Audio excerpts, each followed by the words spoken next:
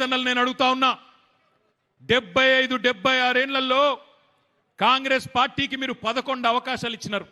ఒకటి కాదు, రెండు కాదు, 55-60 ఏళ్ళు కాంగ్రెసే కదా రాష్ట్రాన్ని దేశాన్ని నడిపింది. వాళ్ళకి ఎందుకు రాలే ఆలోచన? రైతుకు పెట్టుబడి ఇయ్యాలే, రైతుకు 24 గంటల కరెంట్ ఇయ్యాలే, రైతు చచ్చిపోతే రైతు బీమా ఇయ్యాలే అన్న ఆలోచన కాంగ్రెస్ లో పుర్రెకెన్నడని వచ్చిందా?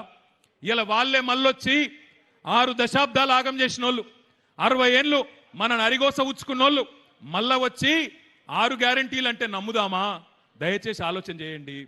అయినా మా ఆడబిడ్డలు నేను అడుగుతున్నా, మీరు ఒక దుకాణం పోయి ఒక ఇస్త్రీపెట్ట కొన్నా, ఒక మిక్సర్ గ్రైండర్ కొన్నా, ఒక బల్బు కొన్నా, ఏది కొన్నా దుకాణ పైన ఏం చెప్తాడు మీకు?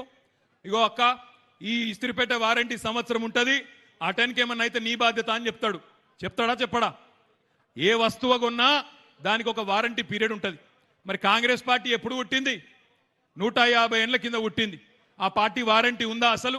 ఎప్పుడో అయిపోయింది. 150 ఏళ్ల కిందటనే దాని వారంటీ అయిపోయింది. వారంటీ అయిపోయిన పార్టీ అది ఇచ్చే దిక్కుమాలిన గ్యారంటీలకు విలువ ఉంటుందా? ఆలోచించండి.